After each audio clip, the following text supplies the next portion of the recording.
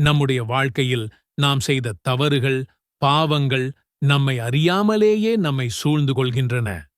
அவை நம்முடைய மன அமைதியை குலைத்து அல்லாஹ்வின் அன்பிலிருந்து நம்மை தூரமாக்கி விடுகின்றன. ஆனால் கருணைமிக்க அல்லாஹ் தன் அடியார்கள் பாவ மன்னிப்பு கோருவதை விரும்புகிறான். அதற்காகவே நமக்கு பல வழிகளையும் துஆக்களையும் கற்றுத்தந்துள்ளான். இன்று நாம் பார்க்கவிருக்கும் துஆ பாவ மன்னிப்பு கோருவதிலும் அல்லாஹ்விடம் முழுமையாக சரணடைவதிலும் மிகச் சிறந்ததாக கருதப்படுகிறது. கண்ணியத்திற்குரிய அல்லாஹ்வின் நல்லடியார்களே, கீழ்காணும் துஆவை ஒருவன் பகலில் ஓதிவிட்டு அன்றே மரணித்தால் அவன் சொர்க்கவாசியாவான்.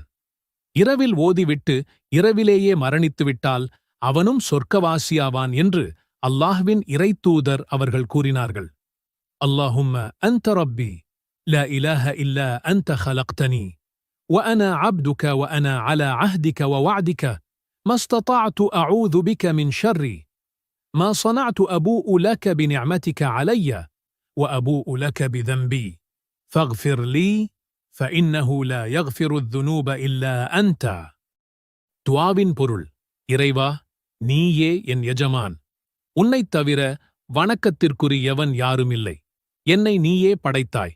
நான் உனது அடிமை. உனது உடன்படிக்கையின்படியும் வாக்குறுதியின்படியும் என்னால் இயன்றவரை நடப்பேன். நான் செய்த தீமையை விட்டு உன்னிடம் பாதுகாப்பு தேடுகிறேன். நீ எனக்குச் செய்த அருளோடும் நான் செய்த பாவத்தோடும் உன்னிடம் மீள்கிறேன்.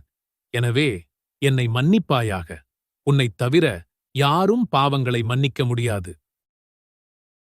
நாம் இன்று சிந்திக்கவிருக்கும் இந்த துஆ வெறும் வார்த்தைகளஞ்சலி மட்டுமல்ல. இது நம்முடைய ஆன்மாவின் ஆழத்திலிருந்து எழும் ஒரு உரையாடல். அல்லாஹ்வுக்கும் நமக்கும் இடையிலான உறவை புதுப்பிக்கும் ஒரு சக்தி வாய்ந்த கருவி.